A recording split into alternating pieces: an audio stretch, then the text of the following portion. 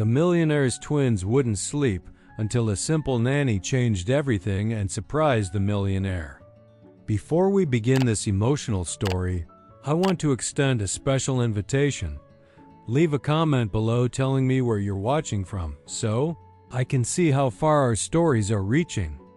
And if you enjoy love stories full of twists and unforgettable endings, make sure to subscribe to the channel.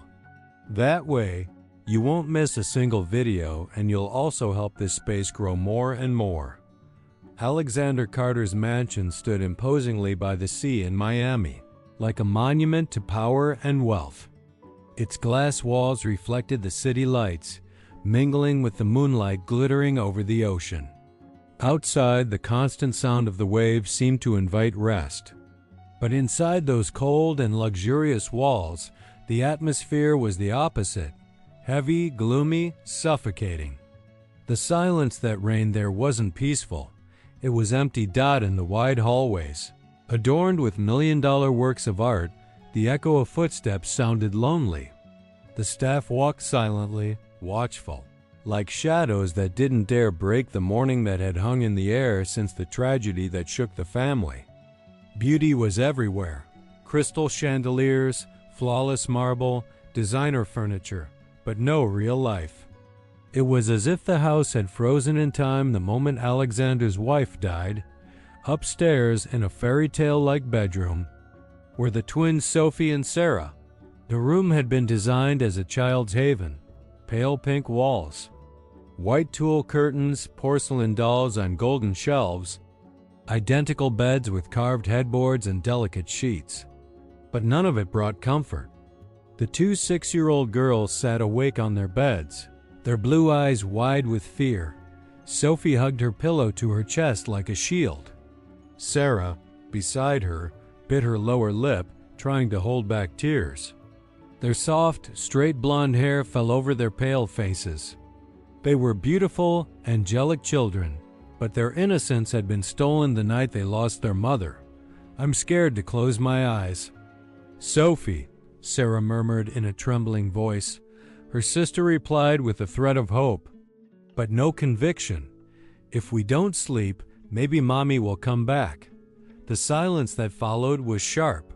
The girls believed that if they fell asleep, they would relive the accident in nightmares, watching their mother disappear again. So they forced themselves to stay awake night after night until their small bodies surrendered to exhaustion. From the hallway, firm footsteps approached. The door opened slowly, revealing Alexander Carter. Tall, imposing, with a rigid posture. He still wore a wrinkled white dress shirt and a loosely loosened tie. His green eyes, once vibrant, were now dark, full of shadows, the eyes of a man who found no rest. His strong-featured face revealed exhaustion and a weight he shared with no one. It's past midnight. You need to sleep, he said firmly, more an order than a request. The girls shrank back into their beds. Sophie looked up, her voice breaking. We can't, Daddy. We always dream about her. Alexander sighed and ran his hand through his light brown hair, clearly frustrated. The millionaire who controlled entire companies, gave orders to thousands of employees, and signed million-dollar contracts was powerless when it came to his daughters. Pain. He walked over to Sarah's bed and tried to fix the blanket. You have everything you need. You lack nothing. We lack Mommy, Sarah replied, not looking at him. Those words cut through Alexander like an invisible blade. He tried to maintain his composure, but his gaze drifted for a few seconds, as if pulled into the memories of the night of the accident. Deep down, he carried the guilt. He had insisted his wife go on that business trip, even when she hesitated because of the girls crying. Since then, every tear from his daughters had been a cruel reminder. His attempts to fill the void had all failed. In the months following the tragedy, he had hired renowned nannies, child therapists, sleep specialists. All of them failed. Some tried to impose strict discipline. Others used relaxing music or medications prescribed by doctors. Nothing worked. The girls remained awake, crying, until exhaustion overtook them at dawn. One by one, the professionals left, unable to bear the pressure of working in a house marked by grief.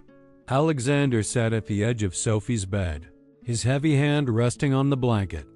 For the first time in a long while, he let his vulnerability show.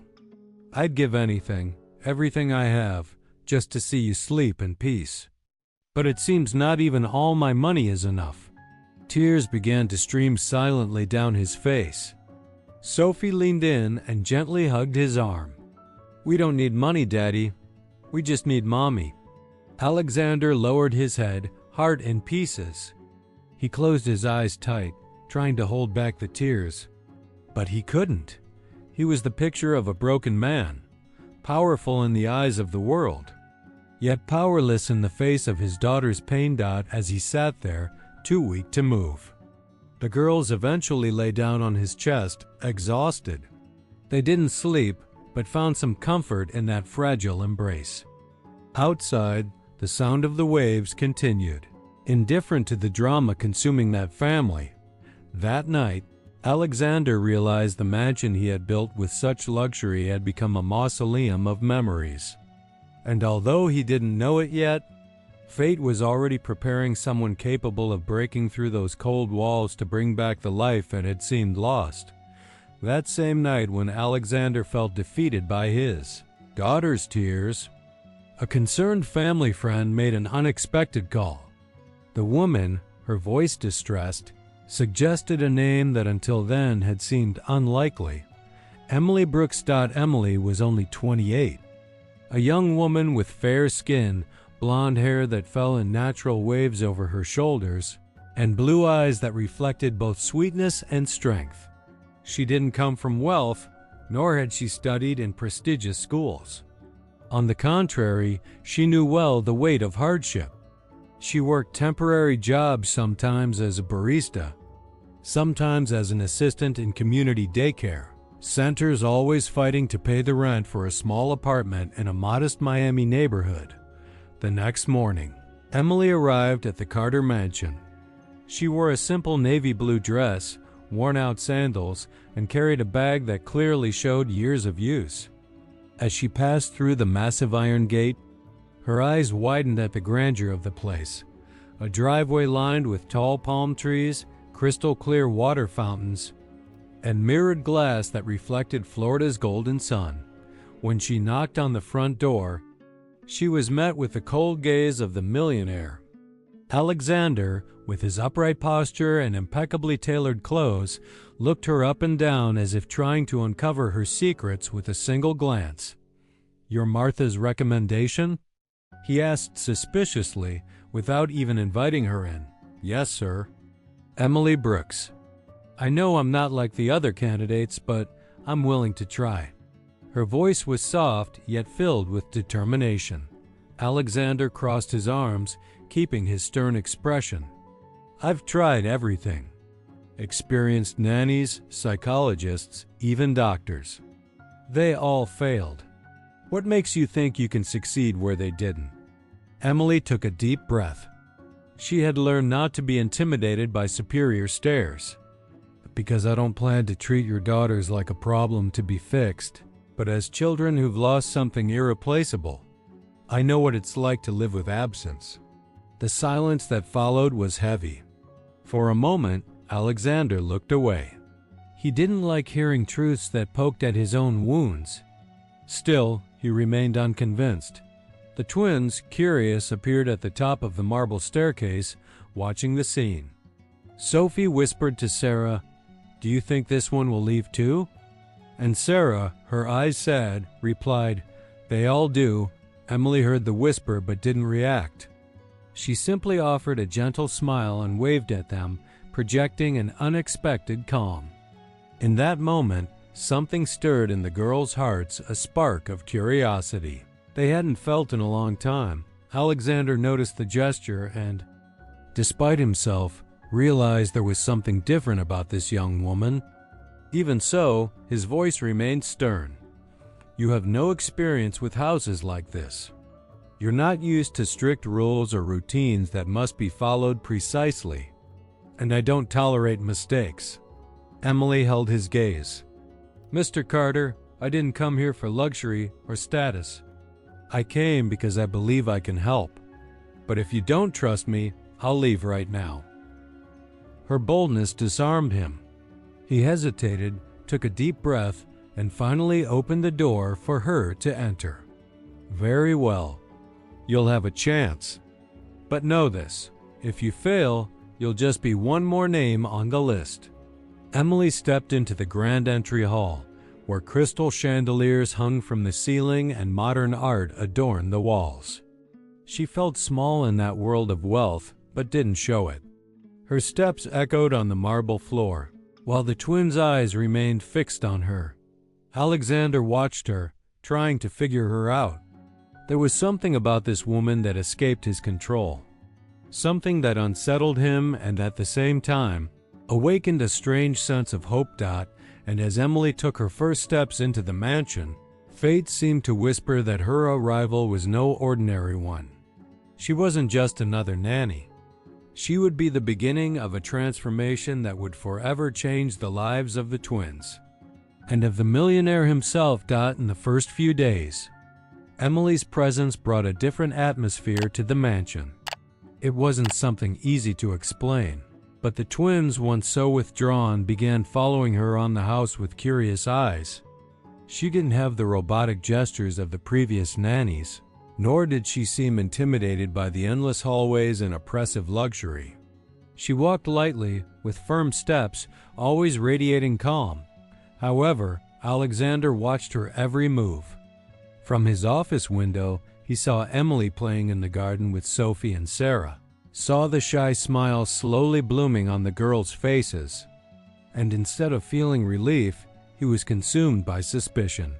That evening, he found Emily in the kitchen, preparing a tray with warm tea and simple cookies for the twins. The scene struck him as strange. A young woman who didn't ask the staff for anything, but personally took care of the small details. "What are you doing?" Alexander asked suddenly, his voice laced with irony. Emily lifted her blue eyes and answered calmly, "The girls can't sleep. I thought some warm tea might soothe them." Sometimes, simple care is more effective than medicine. Alexander frowned and stepped closer. His piercing gaze searched her face for flaws. "You think you understand my daughters? Because if you're here just for the paycheck, I can assure you, you won't last long. I've seen that look before. They pretend to care, but all they want is a piece of my fortune." Emily took a deep breath. She held the tray firmly, refusing to look down. "Mr. Carter, I didn't come here for money. I came because I recognize pain when I see it. Your daughters don't have insomnia. They're scared. They carry a trauma no one's had the courage to face." Her words hit Alexander like a blow to the heart. Silence filled the room, broken only by the distant sound of waves crashing on the beach. He tried to respond with coldness. "Trauma? That's nonsense. They need discipline, not sentimentality." Emily stepped forward, her eyes still locked on his. "With all due respect, what your daughters need is someone who listens to what they can't say with words. They lost their mother. They don't sleep because they're afraid of closing their eyes and losing her again. If you can't see that, you'll keep hiring nannies to fail." Anger and pain flashed in Alexander's eyes. He couldn't stand someone pointing out his failures as a father. Yet Emily's firmness unsettled him. He stepped closer, his voice low and sharp. "You know nothing about me or my family." Emily stood tall, despite the tension. "I know enough to see that you don't sleep either, because guilt keeps you up every night." Alexander froze as if struck by an invisible punch. Beneath the cold exterior, his green eyes shimmered, betraying a raw wound he hid from everyone. Unable to respond, he turned abruptly and left the kitchen in hurried steps, leaving Emily alone with the tray in her hands. Upstairs, Sophie and Sarah waited for the nanny at their bedroom door. When they saw her arrive, they ran to hug her. Emily smiled and walked in with them, determined to prove that her presence wouldn't be fleeting. And as Alexander climbed back up to his office, his heart felt heavy. For the first time, someone had touched the wound he most feared to reveal. That night, after the confrontation in the kitchen, Emily climbed the stairs in silence, carrying the tray of tea with the twins clinging to her dress. The main hallway upstairs was cloaked in shadows, lit only by the soft glow of a golden lamp. The two girls walked beside her as if they had finally found a kind of protection that had once seemed impossible. Upon entering the room, Emily placed the tray on the side table and took in the details: walls painted in soft tones, porcelain dolls neatly arranged on the shelves, all covered in a fine layer of dust, a sign that no one had played with them in a long time. The room's beauty clashed with the sadness etched into the girl's eyes. "Let's try something different tonight," Emily said, sitting between the two beds. Sophie curled up, hugging a pillow, while Sarah crossed her arms, skeptical. "It won't work," Sarah muttered, barely a whisper. "No nanny ever does." Emily leaned in gently, brushing the girl's blonde hair. "Then let's make it work together. Will you let me try?" The twins exchanged a silent glance. There was fear, but also a flicker of hope. Emily then to tell a story. Her voice, low and melodic, filled the room like a lullaby. She spoke of an enchanted garden where two sisters walked hand in hand, protected by a star that shone only for them.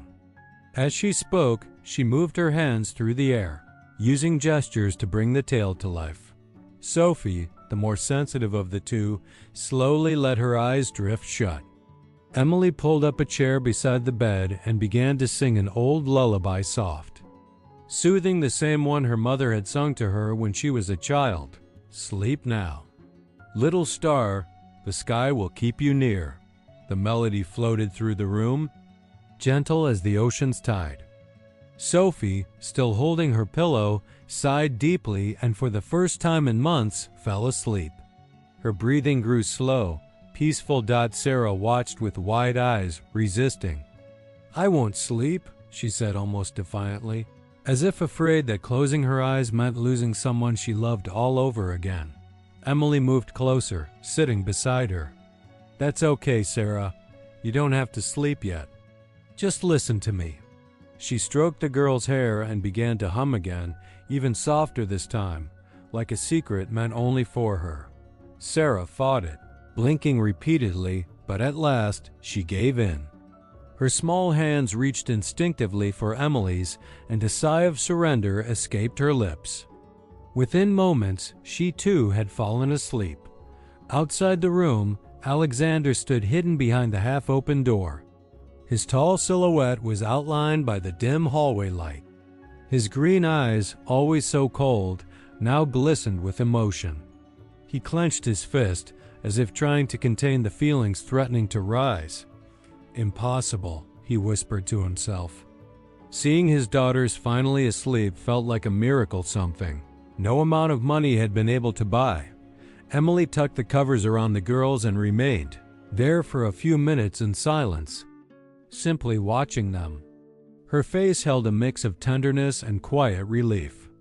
Alexander, lacking the courage to step inside, slowly closed the door and walked away down the hall, his heart torn between disbelief and gratitude. And that night, for the first time in a long time, the Carter mansion knew real peace. But for Alexander, the greatest challenge began at that very moment, admitting that someone from the outside had done what he himself had never managed to do. The morning after the miracle of the twins sleeping, the mansion felt like it was breathing a different air. Sophie and Sarah came down the stairs smiling, their dark circles less visible, almost as if they'd rediscovered a lost childhood. Emily walked behind them, silently proud, never boasting about what she'd accomplished. But the peace didn't last. While having breakfast at the wide marble table, Alexander received a notification on his phone. The serenity in his expression, something he hadn't felt in months, was quickly replaced by shock. On the screen, a headline blazed in red. "Who is the nanny who won the heart of the widowed millionaire?" Controversial photos from her past surface. The images showed a teenage Emily, just 19, outside a convenience store. The photo, clearly taken with an old cell phone, showed her being led away by police, accused of theft. The comment section was exploding. Some called her a criminal, others an opportunist. Social media turned a mistake from her past into a cruel spectacle. Alexander slammed the phone down on the table. No, this can't be real. His hand trembled as he scrolled through sites, reading shallow accusations without digging any deeper.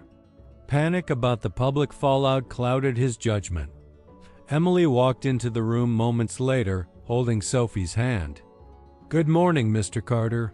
They slept really well. They even asked to have breakfast together. Her smile was genuine, but it faded the moment she saw his ice-cold stare. Alexander stood abruptly. "Pack your things, now." Emily's eyes widened in confusion. "What? I don't understand. Did I do something wrong?" He held up the phone toward her, showing the pictures. "Explain this. It's all over the online news. You lied to me. I brought a criminal into my house, near my daughters." The color drained from Emily's face. She tried to steady her breath. "Mr. Carter, I can explain. That's not what it looks like."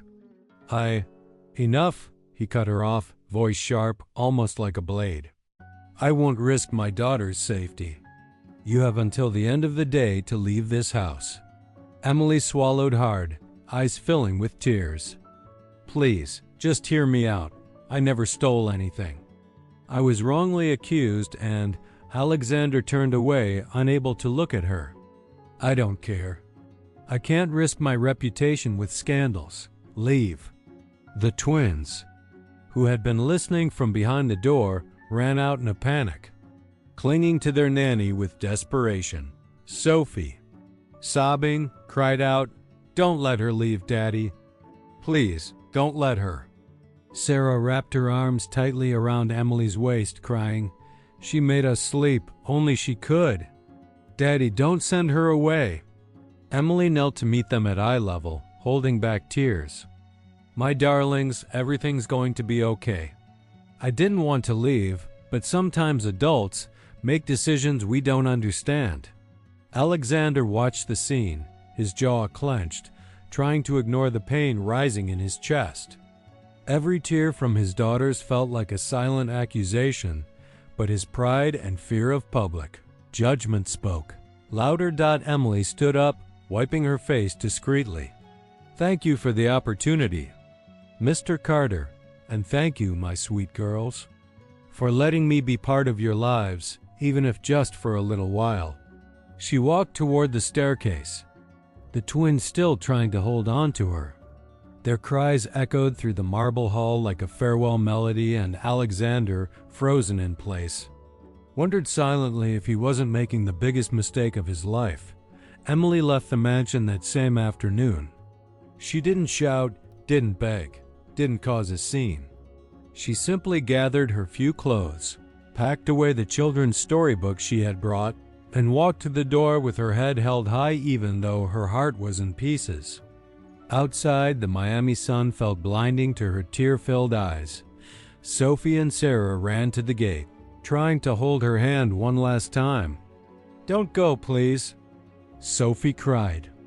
Emily knelt down, hugged them tightly, and whispered, "I'll never forget you. You taught me that love can heal wounds no one else sees." Then she stepped away slowly, while a housemaid tried to hold the girls back. Their cries echoed through the marble hall like an open wound. In the days that followed, Alexander kept his distance, acting as if he had done the right thing. He buried himself in meetings and business dinners, trying to ignore the emptiness that had returned to the house. But every night became unbearable. The twins stopped sleeping again, waking up screaming, calling for Emily. Alexander would find them huddled together in the middle of the night. sobbing.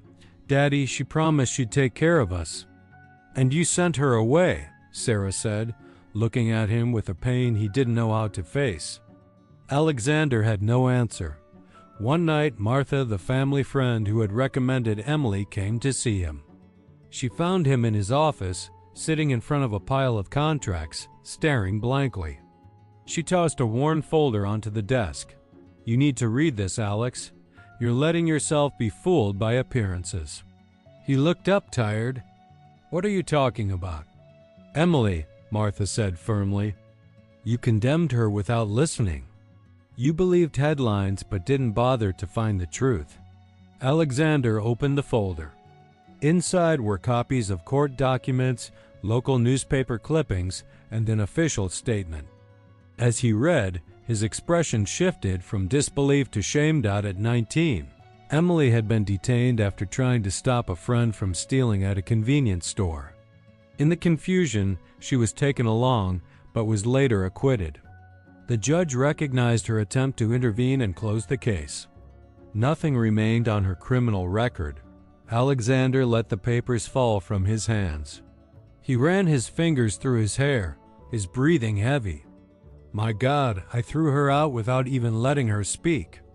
I did exactly what I hate in others I judged without proof." Martha looked at him, disappointed. "You talk about values, Alex, but you're still trapped by your public image. That woman brought peace to your daughters, something not even you could do. And you treated her like garbage." The words hit hard. For the first time, Alexander felt small inside his own mansion. The pride that had always carried him now turned to shame. Outside, he heard the twins crying again, calling for the nanny. He closed his eyes and let out a whisper. "I made a terrible mistake." The silence that followed was suffocating. The millionaire who had always controlled everything realized he had driven away the only person capable of bringing peace back to his family. And deep down, he feared it might already be too late to make things right. After nights tormented by guilt and the relentless cries of his daughters, Alexander could no longer ignore the emptiness he had created. The pride that once guided him had begun to crumble under the weight of remorse. On a cloudy Sunday morning, he took his car without telling anyone. He drove through neighborhoods increasingly distant from his world of luxury, until he reached a humble area of Miami where the buildings were low. The paint chipped, clothes hung from balconies, and children played on cracked sidewalks. He stopped in front of a modest apartment building. The number Martha had given him was on the 4th floor. Climbing the narrow, dimly lit stairs, he felt like a stranger, a man used to marble floors, now surrounded by peeling walls and the aroma of fresh coffee drifting from half-open doors. He knocked gently. The door opened seconds later, revealing Emily. She wore a simple t-shirt and a cleaning-stained apron, her hair tied up in a hurried bun, her face pale with exhaustion. But her blue eyes hadn't lost their firm light. "Mr. Carter?" she said in shock, her voice hesitant. "What are you doing here?" He took a deep breath. For a moment, he didn't know how to begin. His eyes wandered inside the apartment. A tiny living room with worn-out furniture and a torn sofa covered by a sheet. In the back room, he glimpsed an elderly woman lying in bed, coughing softly. "I needed to speak with you," Alexander said, trying to keep his voice steady. "I made a mistake, Emily, one that has no excuse." Emily kept the door half open, her body a barrier between him and her simple life. "It doesn't matter anymore. You made it clear what you think of me." Alexander stepped forward slightly, his expression broken. "It matters, because I judged you based on what I didn't know. I saw those photos, read those headlines, and I acted like a coward. I found out the truth, Emily. I learned you were innocent, that you tried to protect someone and paid the price. And I condemned you without even letting you speak." She took a deep breath, gripping the doorknob tightly. "And what am I supposed to do with that? My nights are still sleepless, my 2 jobs still drain me, and my mother still needs care. Nothing changed just because you found out the truth." Alexander lowered his gaze, overtaken by a humility he rarely allowed himself to feel. "It changed for me, because I finally saw who you are. A strong woman who carries the weight of the world on her back without ever losing her tenderness. Emily, my daughters haven't stopped crying since you left. They don't sleep, they don't smile, they need you. And if I may say it, I need you too." His words echoed through the small apartment like a confession. Emily looked at him, eyes brimming, unsure if she could believe him. "You're asking me to go back to being your daughter's nanny?" Alexander shook his head. "No, I'm asking you to come back as someone who's part of our life. Not just a nanny, but as family."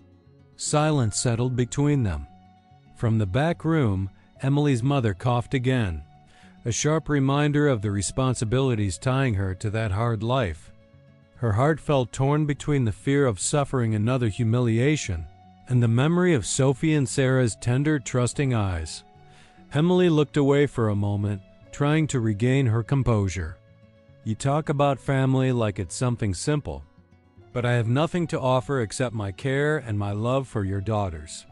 Alexander took one more step forward, his voice trembling with emotion. "And that's exactly what I've never been able to buy. Emily, real love." Her heart quivered. For the first time, the man who had always seemed cold and untouchable stood before her vulnerable, stripped of pride, pleading for a second chance. Emily returned to the mansion on a gray afternoon, the Miami sky seemingly mirroring the swirl of emotion she carried inside. The twins ran to her the moment she crossed the threshold, their eyes brimming with emotion. Sophie clung tightly to her waist, while Sarah refused to let go of her hand. As if afraid she might disappear again, Alexander stood at the far end of the hall, silently watching. In his eyes, a mix of relief and shame.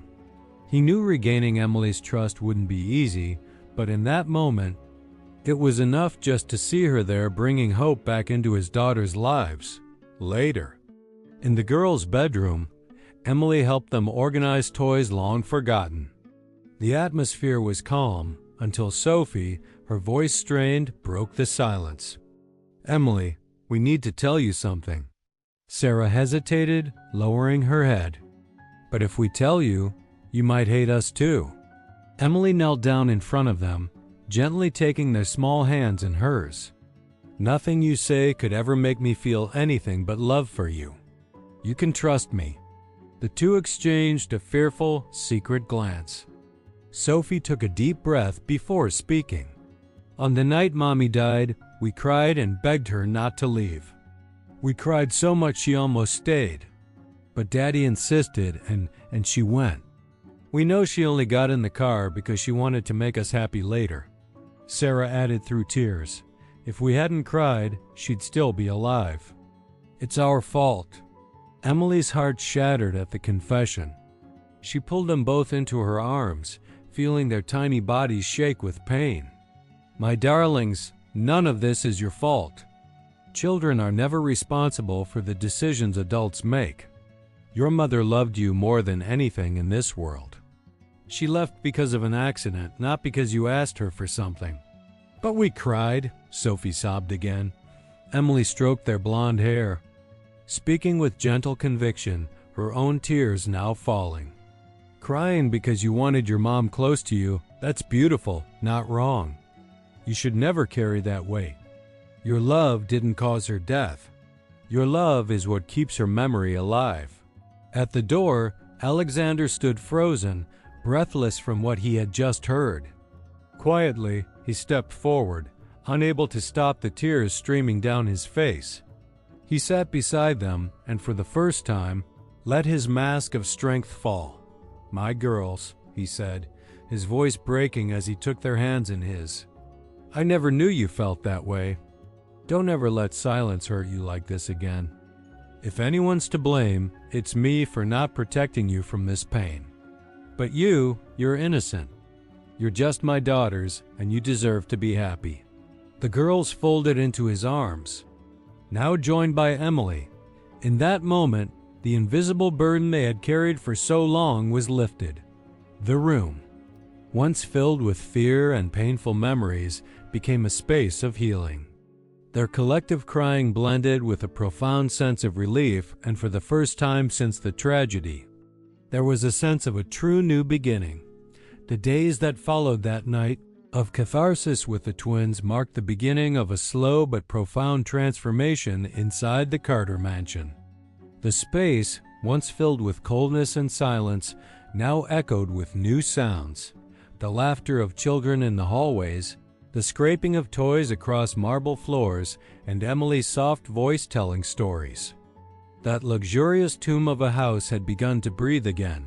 Alexander, for the first time in years, allowed himself to step out from behind the mask of the untouchable businessman. His staff and colleagues were surprised when he started turning down corporate dinners to be home in the evenings. The man who had never been late to a meeting was now intentionally arriving late because he'd rather spend time with his daughters. The twins, who once avoided their dark bedroom, now asked their father to sit with them during story time. Sophie rested her head on Emily's lap while Sarah clutched Alexander's hand tightly.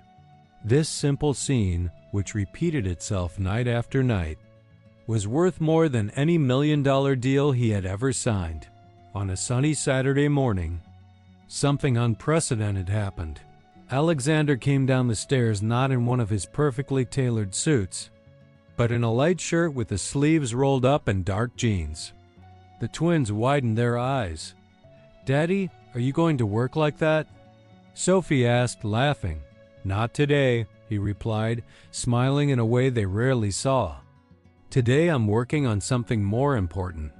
Emily, setting the breakfast table, looked up in surprise. "And what could possibly be more important than your companies, Mr. Carter?" Alexander walked over, resolute. "My daughters. And maybe the chance to really be here." That breakfast was unlike any other. Before, the staff would prepare everything and the family barely spoke.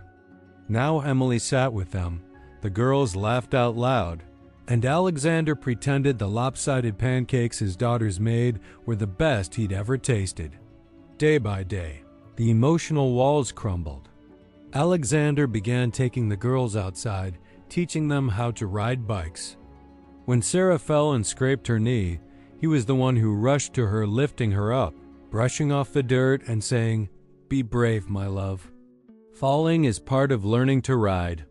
Sophie, more daring, ran across the lawn chasing soap bubbles that Emily blew into the wind. And amid all that simplicity, the millionaire felt a kind of fulfillment he had never experienced with any of his material achievements. There were also the quiet moments between him and Emily. At night, after the girls had drifted to sleep peacefully now, they would meet on the terrace. The ocean stretched ahead, silver under the moonlight. Emily often leaned against the railing, the wind tangling her blonde hair, and Alexander would simply watch her in silence.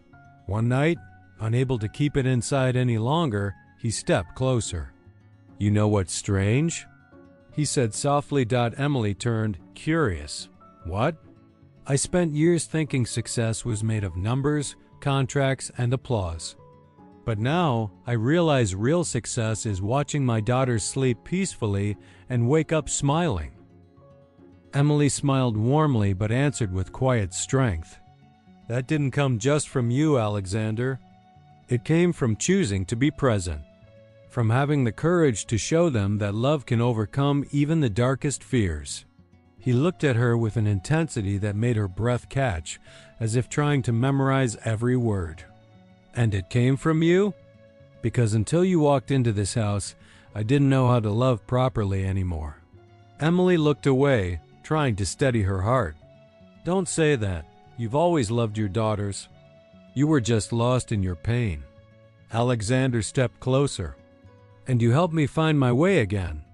There was a moment when he lifted his hand, almost touching her face, but he stopped himself. The moment hung suspended, timeless. Emily's heart pounded, but she remained steady. In the days that followed, The change in him became clear even to the mansion staff. Once intimidated by their cold and distant employer, they now saw a man who greeted them with smiles, asked about their families, and thanked them for the smallest tasks. It was as if the humanity buried beneath the armor of a tycoon had begun to bloom again, but no one felt the change more than the girls. Sophie hugged her father with ease now. Sarah spent hours drawing, and when she showed him her sketches, she'd say, "Look, Daddy, I drew our family. Now we're complete." Alexander nearly cried when he saw the drawing. Next to him and the twins was Emily. That night, he walked to the girls' room and, after kissing each of them on the forehead, found Emily in the hallway. His gaze had changed, no longer just grateful, but filled with something deeper, a desire to build something lasting.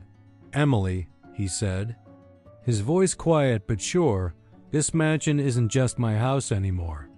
With you and the girls, it's becoming a home. And I don't ever want that to end." A shiver ran down Emily's spine.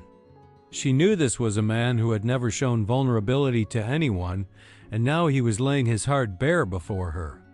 The silence between them said more than 1,000 words, and that night, for the first time since his wife's death, Alexander Carter allowed himself to believe that happiness could be rebuilt. The transformation of the Carter mansion now felt complete. The twins no longer woke up screaming in fear. Instead, they fell asleep peacefully after Emily's stories and their father's kiss on the forehead.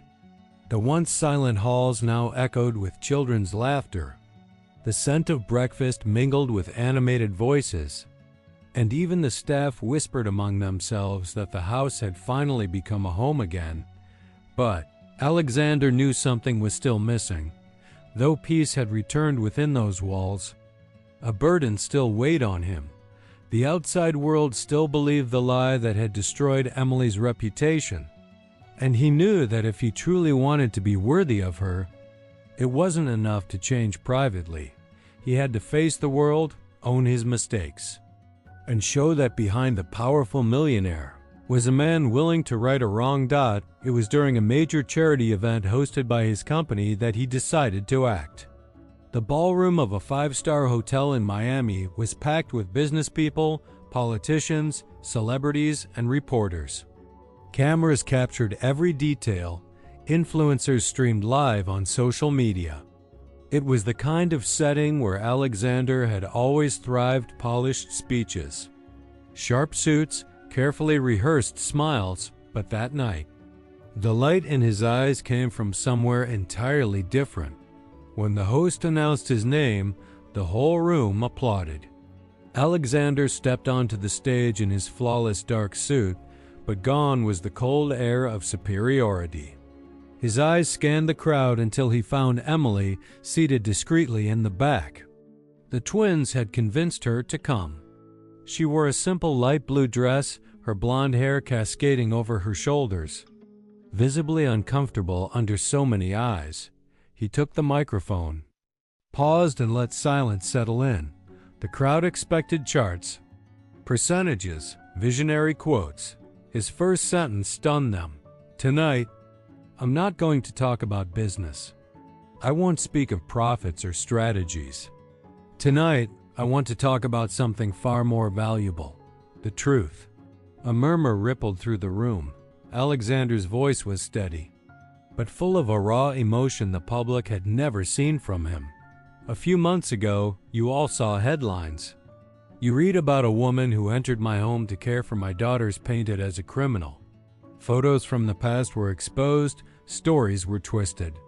And me, I believed them. I judged her. I condemned her without ever hearing her side."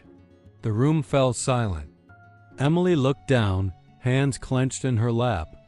Alexander paused, then continued, "That woman is Emily Brooks. And I want to say, here and now, that she is not a criminal.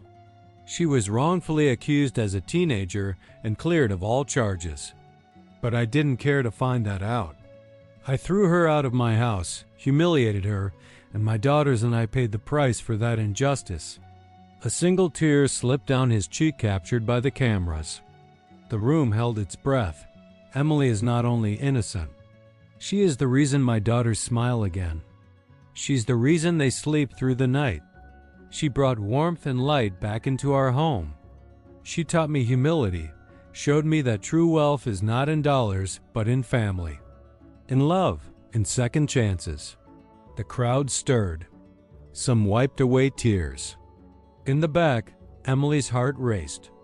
Never in her life had she imagined hearing such words, least of all from him.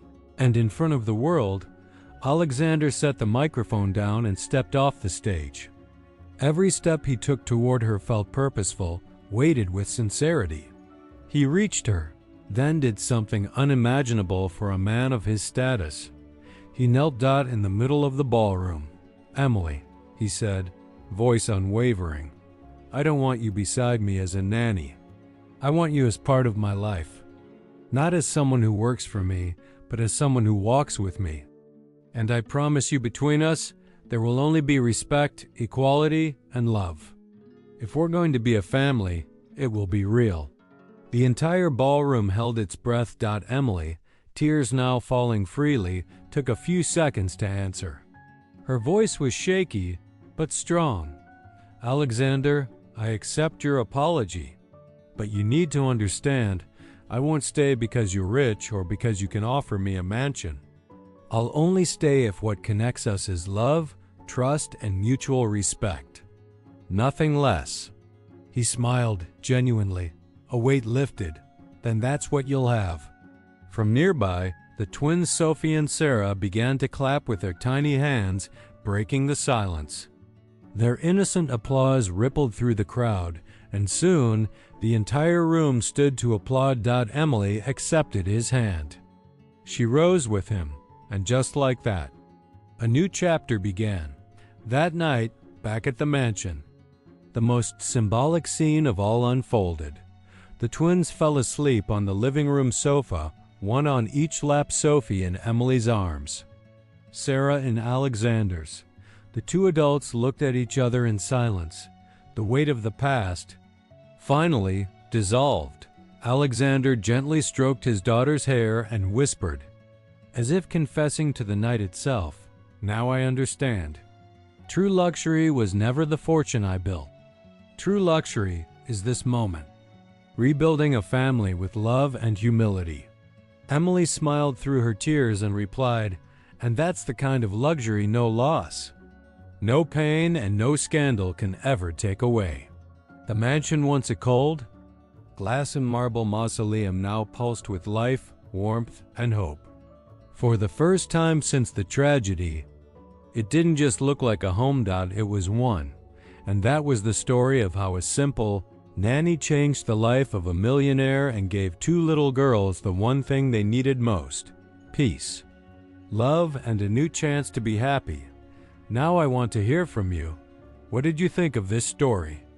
Leave your rating from 0 to 10 in the comments and tell me how much it moved you.